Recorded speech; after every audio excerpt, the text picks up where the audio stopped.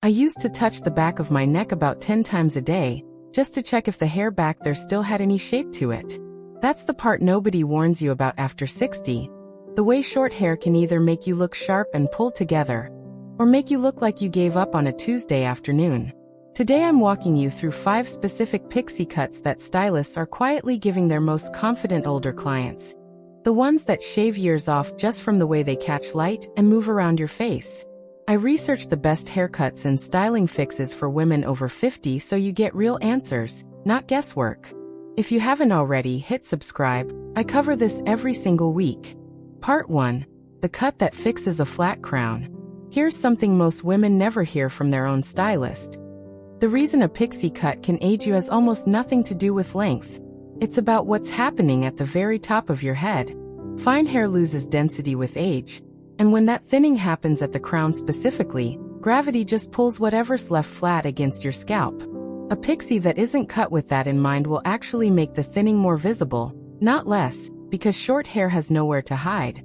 If you've ever looked in the mirror right after a wash and thought your hair looked good, then watched it go flat by noon, that's exactly this. You're not imagining it. It's not your shampoo. It's the cut. The fix is a technique called internal layering at the crown, paired with a slightly longer top section than a traditional boy-cut pixie. Instead of cutting every layer to a uniform short length, your stylist removes weight from underneath while leaving the top pieces just long enough to be styled upward and forward. That extra half-inch at the crown is doing all the work. It gives the hair somewhere to build height instead of collapsing straight down.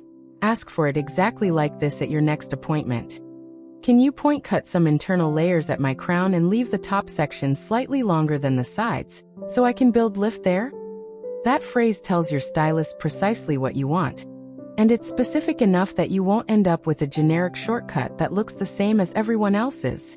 Once the layers are in, the styling part matters just as much as the cut. Rough dry the crown section forward and slightly up using your fingers instead of a brush, because a brush will smooth the lift right back out. A small amount of volumizing mousse at the root, worked in while the hair is still damp, gives those internal layers something to hold on to once they dry. You're not trying to create a tall, stiff shape. You're trying to give the illusion that there's more hair there than there actually is, and that illusion is what reads as youthful from across a room. Here's the part that actually changes how people see you. A flat crown reads as tired, even when your face is perfectly rested, because our brains associate volume and lift with energy and vitality. The moment you add height at the crown, people stop clocking your hair as thin and start clocking your whole face as more alert, more awake, more you. It's a strange trick of perception, but stylists have known it for decades. This one adjustment, done correctly, is genuinely the single most valuable thing in this entire video, because it's the difference so many women are searching for without knowing what to call it. Think about the swap here. Before, you've got a flat, close to the scalp crown that pancakes by midday no matter how you style it in the morning. After, you've got internal layering that builds real, lasting lift at the exact spot where thinning shows the most, held in place with texture instead of stiffness. It's the difference between a haircut that fights your hair type and one that was actually built around it. But the crown is only half the story. There's a second trouble spot that ages a pixie even faster than a flat top. And it's one almost nobody asks their stylist about directly. Part 2. The fringe that softens every line on your face. There's a reason so many women avoid bangs after 50. And it's not because bangs stop working for older faces. It's because most stylists still cut fringe the same blunt, straight across way they'd cut it for a 20-year-old. And a hard blunt line does the opposite of what an aging face actually needs. It draws a stiff, straight border across your forehead, right at the exact spot where soft movement would be more flattering. If you've ever grown out bangs specifically because they made you feel older instead of younger, that's not a fringe problem. That's a cutting technique problem, and it's completely fixable. The fix is a side-swept, piecewise fringe cut using point cutting instead of a straight horizontal line. Point cutting means your stylist works the scissors at an angle into the ends of the fringe, breaking up the line into soft, irregular pieces rather than one flat edge. That texture is what makes the fringe move instead of sit like a shelf on your forehead. Combined with a slight diagonal sweep to one side, it frames your eyes and cheekbones instead of boxing them in. Say this at your next appointment. Can you point cut my fringe on a diagonal, longer at the outer edge, so it sweeps to the side instead of sitting straight across? That single sentence tells your stylist to skip the blunt cut entirely and go straight for the softer, angled version. This particular fringe shape does something specific for older faces that a straight one never will. As skin loses some elasticity along the forehead and at the outer corners of the eyes, a soft diagonal line breaks up attention right at those spots, the same way a well-placed piece of jewelry draws the eye somewhere flattering. A hard straight line does the reverse. It sits like a ruler across exactly the area you'd rather soften. Styling it takes almost no effort once it's cut correctly. Blow-dry the fringe to the side using a round brush lowered away from the scalp after the initial pass, letting the diagonal shape fall naturally. A dime-sized amount of light hold cream through the ends keeps the pieces separated without looking wet or stiff. You're aiming for movement, not control. The moment this fringe starts swinging slightly when you turn your head, you'll notice something in the mirror shift, not just in the hairstyle, but in how alert and present your whole face reads. Picture the before and after here honestly. Before, a stiff blunt fringe cut straight across the brow line, sitting like a hard edge with no give. After, a diagonal, point-cut fringe that moves with you, softens the forehead, and frames the eyes instead of interrupting them. Same amount of hair. Completely different effect on how old or young that face reads at first glance. Now here's something a little uncomfortable. The next cut on this list is the one most women think looks the most youthful in photos, but stylists will tell you privately it's also the one most often botched in the chair. Part 3. The choppy pixie bob that photographs younger than any filter. Here's the uncomfortable truth about the grown-out pixie stage. Most women hit week 6 or 7 after their cut, watch it start creeping toward their jaw, and immediately book an appointment to chop it right back down to the original short length. That instinct is understandable, but it's also throwing away the single most flattering stage of the entire pixie journey. The in-between length, right where a pixie starts to graze the jawline, is actually its own deliberate cut. Stylists call it the pixie bob, and when it's shaped correctly instead of just left to grow out randomly, it does something a shorter pixie physically can't. It gives your jawline something to interact with. The fix is asking your stylist to shape the grow out deliberately with choppy, disconnected layers rather than letting it grow into a shapeless bob. This means uneven layers that break at different lengths around the jaw, with slightly more length left at the front pieces near the chin than at the back. It's not maintenance-free growing out. It's an actual cut with intention behind it. Use this exact phrasing at your appointment. Instead of cutting my pixie back down, can you shape this length into a choppy, disconnected bob with more length at the front pieces near my chin? That tells your stylist you want the in-between stage treated as a destination, not an accident. Why does this length work so well for an aging face specifically? As the jawline softens with age, hair that lands right at that spot creates a visual line that runs parallel to your jaw instead of cutting across your neck or disappearing above your ears. That parallel line has a lifting effect, similar to what a good necklace does, drawing the eye along a clean edge instead of letting it wander down toward the neck. A pixie that's too short skips this effect entirely, and a bob that's too long buries it. This exact in-between length is the sweet spot. To style it, dry the front pieces forward toward the chin using a diffuser on low heat, then use a flat iron on the very ends only, curving them slightly inward toward the jaw. That inward curve is what creates the parallel line effect. A light hold serum on the ends keeps the choppy layers from looking frizzy or undone. Once you see those front pieces curve in and frame your jaw for the first time, you'll understand instantly why stylists call this stage the secret one nobody plans for on purpose. The swap is simple to picture. Before, an awkward, shapeless grow-out stage with uneven length and no clear shape, the kind of hair that makes you want to book an emergency trim. After, an intentionally shaped choppy pixie bob with front pieces curved toward the jaw, turning what used to feel like an accident into one of the most photographed lengths on the whole list.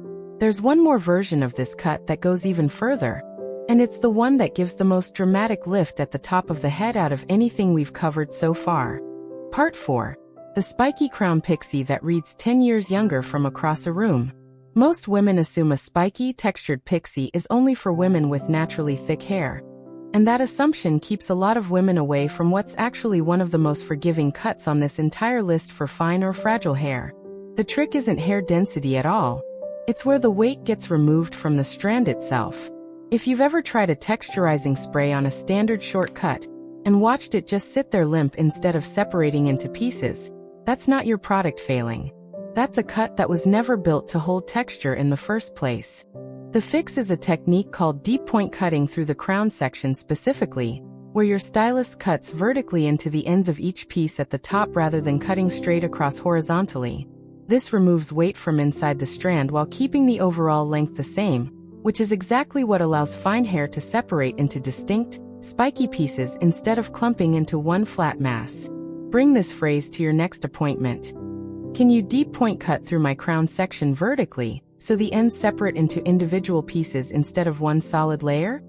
This tells your stylist you want texture built into the cut itself, not just added afterward with product. Here's why this particular texture reads as younger than a smooth, uniform pixie. Smooth, controlled hair has a subtle association with stiffness and formality, the kind of hair that looks done rather than lived in. Piece-wise, spiky texture does the opposite. It reads as effortless and energetic, the same visual language younger hairstyles use. And it works even better on silver or gray hair because the separated pieces catch light differently than a flat surface would, creating natural-looking dimension without a single extra highlight. To style it daily, apply a small amount of matte texturizing paste to dry hands, rub it between your palms, then scrunch it upward into the crown pieces rather than smoothing it down. You want your fingers doing the shaping, never a brush, because a brush will flatten the very separation you just paid for. If a few pieces stand up slightly unevenly, that's not a mistake. That's the entire point of the cut. Picture the shift here. Before, flat, undefined short hair at the crown that lies down no matter what you spray on it. After, deep point cut, separated pieces that hold real texture all day, catching light instead of absorbing it. That's not a subtle difference. It's the kind of change people notice at the grocery store before they can even say what's different.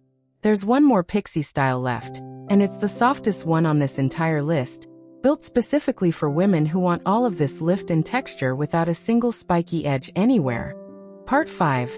The feathered face framing pixie that softens every angle.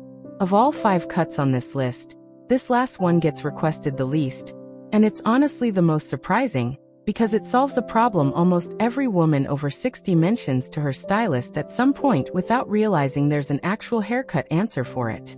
That problem is harsh angles. As the face changes shape with age, certain haircuts that used to look sharp and structured can start to look severe instead, especially anything with hard, geometric lines near the cheeks. If you've ever looked at an old photo of yourself in a short cut and thought it looked harder or colder than you remembered feeling, that's usually not the color or the length. It's the absence of feathering. The fix is feathered face framing layers cut around the cheekbones and jaw using a razor rather than scissors, which creates a soft, fringed edge instead of a hard, blunt one at every layer's end. Unlike the choppy texture in Part 4, feathering is about softness, not spikiness. Each layer tapers gradually into the next, so there's no single harsh line anywhere near your face. Ask for it this way. Can you razor-cut soft feathered layers around my cheekbones and jaw, so the ends taper gradually instead of ending in a blunt line? Naming the razor specifically matters here, because a scissor cut alone tends to leave a slightly heavier, more defined edge even when layered. This softness matters more than most women expect, because feathered layers do something clever with light and shadow along the cheek and jaw area. Instead of a hard edge that draws a definite line across the face, tapered ends blur that boundary slightly, the same way soft focus portrait lighting works in professional photography. That subtle blur reads as gentler, warmer, and yes, younger, because harsh lines are something our eyes tend to associate with age and structure rather than softness and vitality. Styling this one is almost effortless. Air dry or diffuse on low heat with your fingers, tucking the face framing pieces slightly forward toward your cheeks rather than pushing everything back. A lightweight shine serum, just a drop, smoothed over the very ends enhances that soft taper without weighing the hair down. You're not building height here the way we did with the crown in Part 1. You're building softness, and the two work beautifully together if you've combined any of these cuts along the way. Here's the final swap on this list. Before, sharp, blunt-edged layers that draw hard geometric lines across the cheeks and jaw. After, razor-cut feathered layers that taper softly and blur those same lines into something warmer and more forgiving. 5 cuts in. And this is the one that ties every other technique together, because softness is what keeps lift and texture from ever tipping into looking severe. That's all 5, and every single one of them starts with the same conversation. The one where you walk into your next appointment already knowing exactly what to ask for instead of hoping your stylist reads your mind. So now you've got all 5. The crown lift that fixes flatness, the diagonal fringe that softens your whole forehead, the choppy pixie bob that turns grow out into a style instead of an accident, the spiky crown texture that reads energetic from across a room, and the feathered layers that soften every hard angle near your face. Any one of these, done with the exact wording I gave you, changes how a stylist actually cuts your hair. Which one matches what's happening with your hair right now? The flatness, the fringe, the awkward in-between length, or something else entirely? Tell me in the comments. I read every one. Next week I'm covering the exact hair colors that pair with each of these cuts to push the effect even further. Like this video, subscribe to Timeless Wisdom Path, and I'll see you in the next one.